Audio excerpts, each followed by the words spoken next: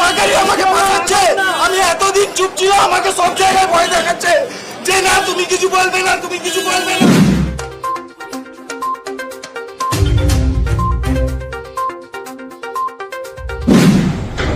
তো মেয়েটা হসপিটালে রোগীদের সেবা করতেই এসেছিল।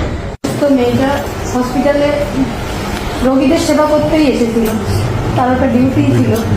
ডিউটিরত অবস্থায় রাত্রি 11:15 সে আমার সঙ্গে কথা হয়েছিল এবং সে আমাকে বললো, মা কোনো চিন্তা নেই, তোমরা খেয়ে দিয়ে ঘুমিয়ে।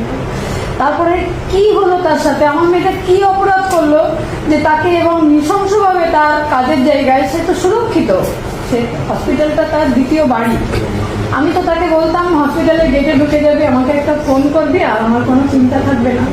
সেখানে তার সুরক্ষিত জায়গায় তার কি হলো, এরকম নৃশংসভাবে তাকে খুন করা হলো। হসপিটালে তাহলে কি তৈরি হচ্ছে আজকে? ডাক্তাররা কেন তাকে এইভাবে নির্মম হচ্ছে? সেখানে কি ডাক্তার তৈরি হচ্ছে? আর আমাদের দেশে মহিলারা কি কাজের জায়গায় সুরক্ষিত? এটা আমি আজও জানতে পারলাম না যে আমার মেয়ের সাথে সেই রাতে কি ঘটেছিল। এত যন্ত্রণা, এত তিল তিল করে আমি প্রতিনিয়ত শুধু আমার নিজেকেই কোশ্চেন করি, কি হলো তার সাথে? আমার মেয়েটা কি এমন অপরাধ করলো যে তাকে এইভাবে নির্মমভাবে মারা হলো? সে তো তার স্বপ্নের জায়গায় ছিল। ওখানে আর্জি করে চান্স পেয়ে আমার মেয়েটা খুব খুশি হয়েছিল এবং তার অনেক স্বপ্ন ছিল। তার স্বপ্নগুলো সফল হতে দিল না। ওই দুষ্কৃতীরা তার স্বপ্ন চোখ দিয়ে রক্ত বার করে ছাড়লো। কেন এই নির্মম পরিস্থিতি হলো? তার জন্য আপনারা যেমন আমার পাশে ছিলেন এতদিন, তেমনি শুধু আপনারা এই কজন লড়লে হবে না, সমস্ত দেশের লোক, সমস্ত পৃথিবীর লোক আমার সাথে এসে লড়াই করতে হবে। যেমন ভবিষ্যতে ছিলেন তেমনি আগামীতেও আমার পাশে আপনাদের চাই।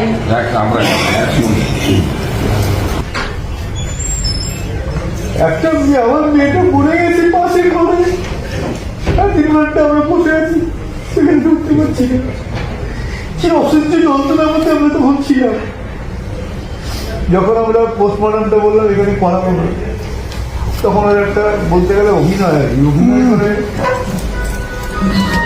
বিভিন্ন রকম এই করা হবে ওই করা হবে বলে পোস্টমর্টমকে আজকে করে ছাড়লো।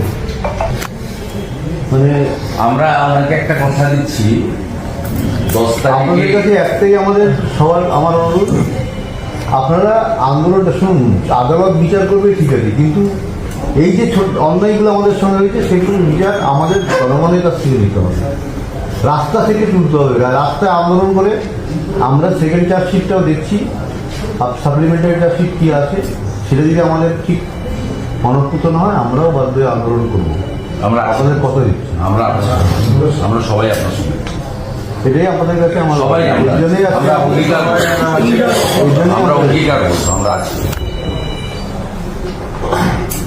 আমি যেন দেখতে পাই যে আপনারাও আমার সঙ্গে আমরা আছি।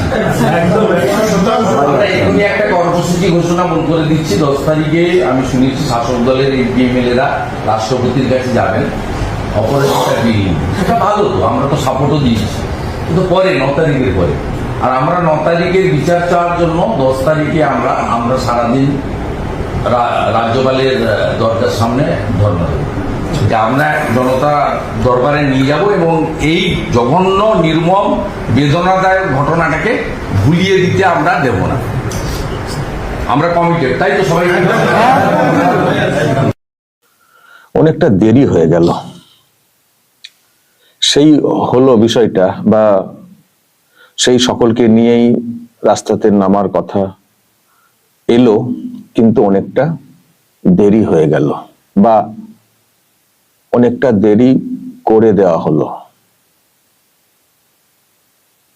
দর্শক, আজকে অভয়ার বাবা মা বিধানসভাতে এসেছিলেন এবং দেখছেন, শুভেন্দু অধিকারীর সঙ্গে সাক্ষাৎ করেছেন এবং পাশে থাকার কথা বলেছেন, এবং শুভেন্দু অধিকারীও ওখানে দাঁড়িয়েই কর্মসূচি ঘোষণা করেছেন, পাশে থাকবেন বলেছেন। এবং যে কথাটা উঠে এলো যে আদালতে যেটা হওয়ার হচ্ছে সেটা হবেই, কিন্তু তার বাইরেও মুভমেন্টের প্রয়োজন রয়েছে, যেটা অভয়ার বাবা মাও চাইছেন, তাতে পূর্ণ সমর্থন, সহযোগিতা সঙ্গে থাকা, এটা ওনারা করবেন, সেটা একেবারে ওখানেই ঘোষণা করেছেন। এতদিনের ঠিক পথটা আর কি, যে রাজ্যে একটা মুভমেন্ট হবে, সেখানে বিরোধী দল থাকবে না, সেটা কি করে হয়? বিরোধী দলকে এড়িয়ে কি এইসব মুভমেন্ট হয়? যাই হোক, অভয়ার বাবা মা সেটা ফিল করেছেন, বা আগেও হয়তো ফিল করেছিলেন, কিন্তু তাদেরকে এদিকে ঝুঁকতে দেওয়া হচ্ছিল না, অন্যভাবে ঘিরে ঘিরে ঘিরে ঘিরে রাখার চেষ্টা হচ্ছিল। তো এখন তারা বুঝেছেন যে বিরোধী দল ছাড়া এই মুভমেন্ট কখনো বেশি মানে এগোতে পারে না, সাফল্য পেতে পারে না। হয়তো সেই জন্যই এতটা দূরে এইভাবে আসা শুভেন্দু অধিকারীর কাছে বিরোধী দল বা আরো অন্যান্য দল বলতে আইএসএফ এর এমএলএ আর কি, আর তো বিরোধী দল নেই, মানে বিরোধী ছাড়া হতে পারে না, সেটা বুঝে উনি বিধানসভাতে ওনারা এসছেন, বর্ণনা দিয়েছেন, কেঁদে ফেলছিলেন দুজনেই, এবং দেখলেন শুভেন্দু অধিকারী চোখের জল মানে মোছার চেষ্টা করলেন। আপনারা দেখলেন বাবা খুব কাঁদছিলেন, সেই সময় চোখের জল মোছার চেষ্টা করলেন। তো এটা আমি তো বলবো এটা হচ্ছে একটা রাইট, মানে এই মুহূর্তে ঠিক পথ, যে বিরোধী ছাড়া এই মুভমেন্ট কখনো কন্টিনিউ হতে পারে না। হয়নি, ওই যে দেখলেন শেষ হয়ে গেছে, সব কোথায় চলে গেছেন, অনশন করলেন, এই করলেন সেই করলেন, নাগরিক সম্মেলনের ডাকের নামে কত কি হলো, কত সব এ হলো, আলটিমেট কি হলো? বিগ জিরো, কিছুই নেই, কিছু নেই। দর্শক, আপনাদের মনে আছে যে আমি তো জানতে চাই যে এবার তারা কি বলবেন, যারা ওইসব করছিলেন, যখন এই মুভমেন্টটা খুবই জোরালো অবস্থায় ছিল, যখন সাধারণ মানুষ সামিল হচ্ছিলেন, তখন রাজনীতির রং দূরে ঠেলে অনেকেই কিন্তু মানে বিভিন্ন পলিটিক্যাল পার্টির নেতা তারাও কিন্তু এর সঙ্গে সামিল হতে চেয়েছিলেন, কিন্তু সেই সময় কি করা হয়েছিল? আচ্ছা, আজকে এই যে এসছেন শুভেন্দু অধিকারীর কাছে অভয়ার বাবা মা, কেন এলেন? শুভেন্দু অধিকারী তো একজন পলিটিক্যাল ফিগার, আর তখন তো বলা হচ্ছিল যে এই মুভমেন্টে কোনো পলিটিক্যাল পরিচিত মুখকে আমরা চাই না। তাহলে কেন আজকে এসছেন অভয়ার বাবা মা? মনে করেছেন যে এটা দরকার। কিন্তু প্রশ্ন হচ্ছে যে যখন তারা মুভমেন্ট করছে, যারা মুভমেন্ট করছিলেন, কন্ট্রোল করছিলেন, তাদের মনে হয়নি যে বিরোধী দলকে ছেড়ে এই মুভমেন্ট কখনো বেশি দূর এগিয়ে নিয়ে যাওয়া যায় না? তখন মনে হয়নি? তখন কেন ওই রকম আচরণ করেছিলেন? যখন, দর্শক মনে আছে এটা, আমি কতগুলো মানে ভিডিও আপনাদেরকে প্লে করে দেখাই, দুটো ভিডিও। সেটা হচ্ছে যে একটা, যখন লালবাজারের সামনে প্রাক্তন বিচারপতি তথা রাজ্যের এমপি অভিজিৎ গঙ্গোপাধ্যায় যখন রাজনীতির রংকে দূরে ঠেলে, যেহেতু ওখানে বিচার চাই বলা হচ্ছে, সেই জন্য প্রাক্তন বিচারপতি হিসেবে উনি ওখানে সামিল হতে গিয়েছিলেন, কোনো পলিটিক্যাল ব্যানার নিয়ে যাননি, পতাকা নিয়ে যাননি, ভাষণ দিতে যাননি।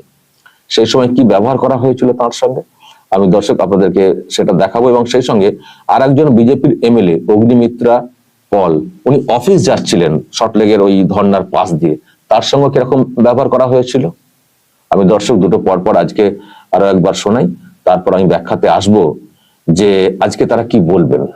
যখন অভয়ার বাবা মা ডিরেক্টলি বিধানসভাতে এসে শুভেন্দু অধিকারী তথা আরো অন্যান্য এমএলএ, এবং আমি জানি না ওখানে অগ্নিমিত্রা পল ছিলেন কিনা, দেখলেন কি, যাই হোক, যখন উনি ডিরেক্টলি এসে এটা বলছেন যে আপনারা আমার পাশে থাকুন, আপনাদেরকে প্রয়োজন রয়েছে, তখন যারা সেই সময় এইভাবে স্লোগান তুলে গো ব্যাক করে বাধা দিয়েছিলেন, তারা কি বলবেন।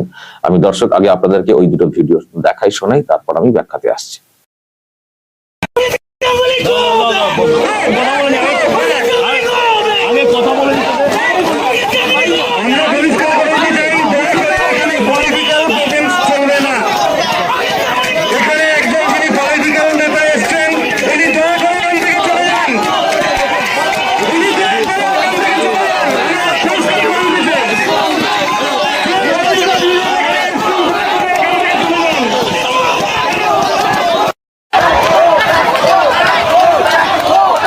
রেকর্ড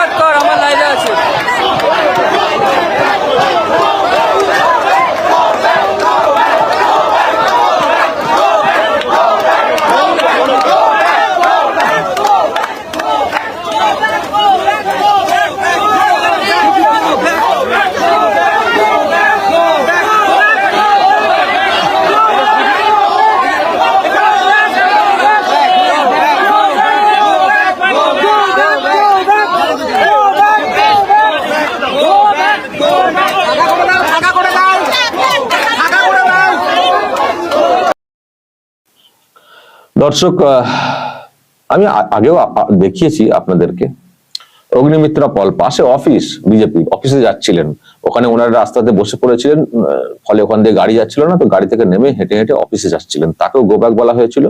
আর ওই রকম একজন প্রাক্তন মানে বিচারপতি, যিনি শাসককে একেবারে কি বলবো নড়িয়ে দিয়েছেন দুর্নীতি কাণ্ডে, তিনি জাস্ট ওখানে গিয়েছিলেন যে যেহেতু বিচার চাই, উই ওয়ান্ট জাস্টিস বলা হচ্ছে, সেই জন্য আমি একজন বিচারপতি, আমি শুনছি, আমি কি করে বাড়িতে থাকি, তো ওখানে গিয়েছিলেন সামিল হওয়ার জন্য, তার সঙ্গে ওই রকম বিহেভ করা হয়েছিল। আর আজকে কি হচ্ছে, শুভেন্দু অধিকারী, ইনি তো একজন পলিটিক্যাল ফিগার, মানে বিরোধী নেতা, তো তার কাছে কি করে, তার তাহলে অভয়ার বাবা মা কি করে গেলেন? ওটা ওনারা যাচ্ছিলেন বলে সেটা নাকি পলিটিক্স হয়ে যাচ্ছিল, পলিটিক্যাল কালার যুক্ত হয়ে যাচ্ছিল। তাহলে আজকে অভয়ার বাবা মা কি করে গেছেন শুভেন্দু অধিকারীর কাছে? ওনারা কি পার্টিতে জয়েন করতে গেছেন? নাকি মুভমেন্টে পাশে থাকার জন্য আহ্বান করতে গেছেন, বলতে গেছেন, কি করতে গেছেন? নাকি একবার বলেছেন যে আমি আপনাদের দলে যুক্ত হতে এলাম, বলেছেন? এটা ফিল করেছেন যে এই ধরনের মুভমেন্টকে কন্টিনিউ করতে গেলে বিরোধী দল ছাড়া হতে পারে না, সেই জায়গা থেকে গেছেন।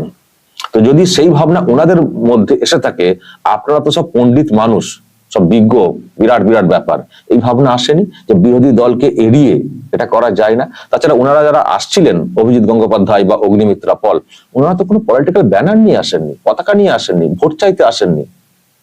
আর আমরা বলছি যে কেউ আসতে পারেন এই আমাদের এই মুভমেন্টে, তো যে কেউ হিসেবে এসছেন, পলিটিক্যাল কালার ফ্ল্যাগকে দূরে ঠেলে এসছেন, তো কেন তাহলে মানে ওনাদেরকে বাধা দেবো, এই ফিলিংসটা আসেনি?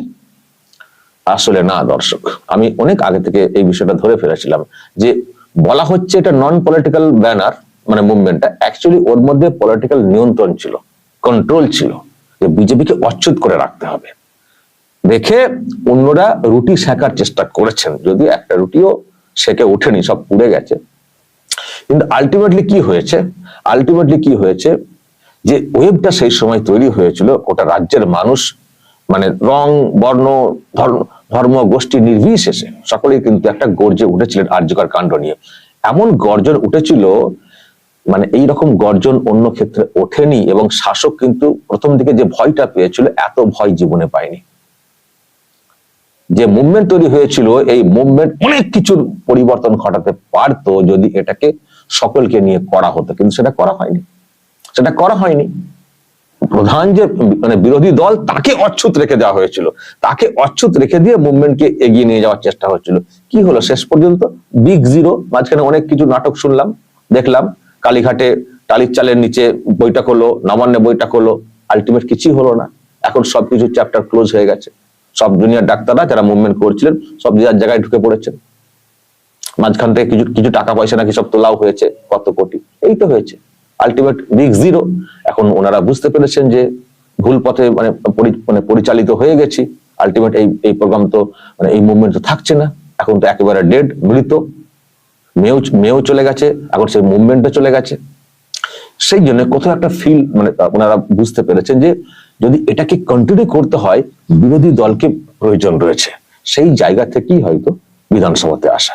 আমরা চাইবো শুভেন্দু অধিকারী যে আশ্বাস দিয়েছেন সেই পথেই উনি এগোবেন। এই মুভমেন্টকে জারি রাখতে হবে, কারণ যে ঘটনা ঘটেছে এটা কখনো মেনে নেওয়া যায় না। ওই এ বিল সেই বিল, অপরাজিতা বিল আনছি বলে ওই পরে করব, যদিও পরে এর পরেও অনেকগুলো ঘটনা ঘটেছে। আর আমি তো আগেই বলেছি যে আইন কানুন যা আছে, ভারতের যে নতুন আইন কানুন আবার নতুন করে যেটা হয়েছে, এতেই বিচার হয়, কিন্তু বিচার পাওয়ানোর মানসিকতা থাকতে হবে। কিন্তু প্রথম থেকেই যদি শাসকের এইরকম কোনো টেন্ডেন্সি থাকে যে আড়াল করব, একে বাঁচাবো তাকে বাঁচাবো, মানে বাঁচাতে গিয়ে অন্যদেরকে দরকার হলে বলি করব, তাহলে কি করে বিচার হবে? নাহলে কি ভারতের যে আইন রয়েছে তাতে কি বিচার হয়নি, ফাঁসি হয়নি এই ধরনের কেসে? আছে তো। আজকে কেন সঞ্জয় রায়কে ওই রকম বলতে শুনছি যে আমাকে ফাঁসানো হয়েছে? আবার তার মুখটাকে বন্ধ মানে করার জন্য কেন আদালত থেকে বের করে নিয়ে যাওয়ার সময় বা আদালতে ঢোকানোর সময় তাকে কালো কাচের গাড়িতে তারপরে আওয়াজ করে করে যাতে তার বক্তব্য কেউ না মিডিয়া লোকেরা শুনতে পান, কেন এসব করা হচ্ছে? ফলে বিচার পাইয়ে দেওয়ার মানসিকতা, সদিচ্ছা, সেটার প্রয়োজন রয়েছে। আইন নতুন করে এনে অমক তমক করে বিরাট কিছু করছে, এইসবের কোনো প্রয়োজন নেই, কোনো প্রয়োজন নেই। যদিও তাতেও কিন্তু ফাঁদে পা দেন শুভেন্দু অধিকারী, বলছেন যে ওনারা যা পারছেন করুন, কিন্তু আমরা আরজিকর কাণ্ডের বিচার চাই, আমরা পাশে আছি, মুভমেন্ট করব, আমরাও এর শেষ দেখে ছাড়বো। তবে আমরা যেটা চাই দর্শক, যে এই মুভমেন্টকে শুভেন্দু অধিকারীরা খুব জোরালো ভাবে করুন, খুব জোরালো ভাবে করুন। এটা একটা ভুল পথে পরিচালিত হয়ে গেছে, এবার ঠিক পথে। যদিও টাইমিং একটা বড় ফ্যাক্টর, সেই সময় যে পালস ছিল রাজ্যের মানুষের, এখন তার সেটা নেই। তখন মুভমেন্টটা আরো অনেক বেশি অ্যাক্টিভলি ব্যাপারটা হতো, এখন নতুন করে জাগিয়ে তোলা, ফলে একটু টাফ। কিন্তু এই মুভমেন্টকে কন্টিনিউ করাটা জরুরি এবং লাগাতার কর্মসূচি চালিয়ে যাওয়াটা জরুরি। দর্শক বলবেন যা বলার। দেখুন, আমি শুরু থেকে বলছি, এখনো বলছি, আগামীতেও বলবো, আরজিকর কাণ্ডের যে ঘটনা ঘটেছে আরজিকরে, যে আমাদের তিলোত্তমা, আপনার নির্ভয়া, যে যাই বলুন না কেন, যে তাকে পৈশাচিক তারপরে আক্রমণ চলেছে বা তাকে আমাদের কাছ থেকে কেড়ে নিয়েছে, এটা হচ্ছে কারণটা কি? কারণটা একটাই, সেটা হচ্ছে এই তিলোত্তমা সমাজের জন্য কথা বলেছিল, হসপিটালে যে অন্যায় অবক্ষয় হচ্ছে তার বিরুদ্ধে কথা বলেছিল, যে সমস্ত অরাজকতা চলছিল হসপিটালে তার বিরুদ্ধে কথা বলেছিল, অর্থাৎ আমাদের জন্য, সোসাইটির জন্য কথা বলতে গিয়ে ওখানে আক্রান্ত হলো। আক্রান্ত শুধু নয় হলো, তাই আমাদেরও দায়িত্ব তিলোত্তমার পরিবারকে বিচার পাইয়ে দেওয়া। তোমাদের কেউ জন্য ওখানে দিলাম। দাদা, কালকে নির্ভয়া কাণ্ডে, আরজিকর কাণ্ডে যে নির্দেশিকা, তার পরিবার আপনার সাথে দেখা করবে, তার জন্য কি ভাবছেন? দেখুন, আমি শুরু থেকে বলছি, এখনো বলছি, আগামীতেও বলবো, আরজিকর কাণ্ডের যে ঘটনা ঘটেছে আরজিকরে, যে আমাদের তিলোত্তমা, আপনার নির্ভয়া, যে যাই বলুন না কেন, যে তাকে পৈশাচিক তারপরে আক্রমণ চলেছে বা তাকে আমাদের কাছ থেকে কেড়ে নিয়েছে, এটা হচ্ছে কারণটা কি? কারণটা একটাই, সেটা হচ্ছে এই তিলোত্তমা সমাজের জন্য কথা বলেছিল, হসপিটালে যে অন্যায় অবক্ষয় হচ্ছে তার বিরুদ্ধে কথা বলেছিল, যে সমস্ত অরাজকতা চলছিল হসপিটালে তার বিরুদ্ধে কথা বলেছিল, অর্থাৎ আমাদের জন্য, সোসাইটির জন্য কথা বলতে গিয়ে ওখানে আক্রান্ত হলো। আক্রান্ত শুধু নয়, তাকে, তাই আমাদেরও দায়িত্ব তিলোত্তমার পরিবারকে বিচার পাইয়ে দেওয়া। যদি আজকে তিলোত্তমার পরিবারকে বিচার না পাইয়ে দিতে পারি, তাহলে আগামী দিনে সমাজের জন্য কথা বলার লোকের অভাব হয়ে যাবে, এক নম্বর। দ্বিতীয় কথা হচ্ছে, আর কেউ ভয়ে কথা বলবে না। এত বড় একটা প্রতিবাদ হওয়ার পরেও যদি না বিচার পায়, তাই আমাদের লড়াইটা চলবে। আমি তিলোত্তমার পরিবারের লোকজনকে বলেছি, জানিয়েছি যে আমরা কোনো মতেই এই লড়াই থেকে পিছপা হব না। আমরা চাই ন্যায়, এবং এই ন্যায়টা শুধু তিলোত্তমার পরিবারের জন্য নয়, আমাদের জন্য এই ন্যায়টা খুবই জরুরি। ইস্কন কাণ্ডে বাংলাদেশ উত্তাল, এখানে শুভেন্দু উস্কানিমূলক সংখ্যালঘুদেরকে উস্কে দিচ্ছে, পাশাপাশি পথেও নেমেছে। ব্যাপারটা হচ্ছে, দেখুন, শুভেন্দু বাবুরা, মমতা ব্যানার্জিরা, তারা রাজনীতি, তাদের রাজনৈতিক ক্ষমতার লোভে তারা এই ধরনের কথা বলছে। বাংলাদেশে যে ঘটনা ঘটেছে, ওখানকার সংখ্যালঘু সমাজের উপরে যে দমন পীড়ন হচ্ছে বলে যে খবর আমরা পাচ্ছি, আমরা সত্যিই উদ্বিগ্ন, আমরা চিন্তিত। এই মর্মে আমরা বাংলাদেশ হাইকমিশনের এখানে যে কলকাতায় যারা আছেন তাদের মাধ্যমে ইন্টেরিয়াম সরকারের কাছে বার্তা পাঠাচ্ছি যে এটা অবিলম্বে বন্ধ করতে হবে। কিন্তু দুর্ভাগ্যের বিষয়, শুভেন্দু অধিকারী বাবুদের কাজ কি ছিল? দেশের প্রধানমন্ত্রীকে দিয়ে একটা কড়া বার্তা বাংলাদেশের সরকারের কাছে, ইন্টেরিয়াম সরকারের কাছে পাঠানো, যে আমাদের দেশের প্রধানমন্ত্রীর এক ফোনে রাশিয়া ইউক্রেন যুদ্ধ বন্ধ হয়ে যায়, তাহলে ইউনিস সরকারের কাছে গেলে তাহলে বন্ধ হয় না। সেটা না করে এটা ঘোলা জলে মাছ ধরতে নামছে, ভোট ব্যাংক কে সুরক্ষিত করতে নামছে। আমি একটা কথা বলবো, শুধু বাংলাদেশ নয়, কদিন আগে দেখুন না, উত্তরপ্রদেশে একটা মসজিদের সার্ভের নামে কিভাবে ওখানে গুলি করে মারা হলো, সেখানে তো সংখ্যালঘু আক্রান্ত হয়েছিল। উত্তরাখণ্ডে সংখ্যালঘুদের ধর্মীয় প্রতিষ্ঠানের কল ফর প্রেয়ারের জন্য ওখানে নাকি প্রশাসনের অনুমতি লাগবে। এটা ভাবতে পেরেছেন? কোন জায়গায় আজান দিতে গেলে প্রশাসনের অনুমতি লাগবে। আজকে শুধু উত্তরপ্রদেশ, বাংলাদেশ, মণিপুর দেখুন, সেটা নয়, সারা পৃথিবীতে দেখবেন কিভাবে সংখ্যালঘুরা অত্যাচারিত হচ্ছে সংখ্যাগুরুদের দ্বারা। যেখানে কালো চামড়ার মানুষ কম, আমেরিকায় সাদা চামড়া তাদের উপরে আক্রমণ করছে। যেখানে ধর্মগত, জাতিগত, বর্ণগত, সাংস্কৃতিগত, ভাষাগত যারাই সংখ্যালঘু তাদের উপরে এই ধর্ম নিপীড়ন চলছে, এটাকে বন্ধ হওয়া দরকার। আবারও বলছি, বাংলাদেশ থেকে শুরু করে মণিপুর এবং উত্তরপ্রদেশে যে ঘটনায় রিসেন্ট ঘটে যাচ্ছে, এগুলো বন্ধ হওয়া দরকার। কেন্দ্র যে ওয়াকআপ বিল আনতে চলেছে, তার বিরোধিতায় রাজ্য বিধানসভায় ওয়াকআপ প্রস্তাব আনতে চলেছে রাজ্য। 3 ঘন্টার আলোচনা হবে, 2 দিন রেখেছে, 2 তারিখ 2-3 তারিখ রেখেছে, আমি অংশগ্রহণ করব। কিন্তু ব্যাপারটা হচ্ছে কেন্দ্র সরকার বিল নিয়ে এসে অ্যামেন্ডমেন্ট নিয়ে এসে কী করতে চাইছে, এই সম্পত্তিগুলোকে হাতিয়ে নেওয়ার চেষ্টা হচ্ছে, ফলে এগুলো পরে এটাকে পুঁজিপতিদের হাতে তুলে দেবে। আর রাজ্য সরকার এই সুযোগটা, এইটাও তাদের জন্য পিক টাইম, মুসলিম মন পাওয়ার জন্য, মুসলিম ভোটটাকে সুরক্ষিত করার জন্য অনেক মেকি দরদ দেখাচ্ছে। হ্যাঁ, আমি মেকি দরদ এই জন্যই বললাম, রাজ্য সরকার যেটা এখনও দিচ্ছে না কেন, 2011 থেকে 2024 এই সময় কত বিঘা সম্পত্তি উদ্ধার হয়েছে ওয়াকাফের। আমি আপনাদের বলছি, উদ্ধারের থেকে দূরের কথা, সম্পত্তি বেহাত হয়েছে। রাজ্য কলকাতায়, উত্তরপ্রদেশের পরে সব থেকে কলকাতা, ওয়েস্ট বেঙ্গলের কলকাতার ভ্যালুয়েবল প্রপার্টি আছে, প্রাইম প্রপার্টি আছে, সেইগুলোকে রাজ্য সরকারের আমলে লুট হয়ে যাচ্ছে, লুট করেছে। অনেকে আছে, পশ্চিমবাংলার বিধানসভায় অনেক সদস্য আছে শাসকের, যারা ওয়াকাফ সম্পত্তি লুট করে রেখে দিয়েছে। এর বিষয়ে এদের চর্চা হয় না। টিপু সুলতানের বংশধরের ওয়াকাফকৃত কবরস্থানের ওপরে, টিপু সুলতানের বংশধর ওখানে শুয়ে আছে, ওয়াকাফকৃত সম্পত্তির উপরে প্রাসাদ সময় বাড়ি বানাচ্ছে, তফসিয়া থেকে শুরু করে বিভিন্ন জায়গাতে ওয়াকাফ সম্পত্তিগুলো লুট হয়ে যাচ্ছে। এ নিয়ে ওদের কোনো মন্তব্য নাই। এখন শুধু হই হই করছে, কারণটাই ওটা হচ্ছে মুসলিম মন পেতে হবে। সে ক্যাকা ছিচির কথা আমরা ভুলে যাচ্ছি না। সিএর বিরোধিতা করবো, ক্যাকা ছিচি করলো, আর যখন ভোটাভুটি হলো পেছনের দরজা দিয়ে পালালো। ঠিক হয়তো এইটা করতে পারে, তবে এক্ষেত্রে যদি এই ধরনের করে, বাংলার মানুষ কিন্তু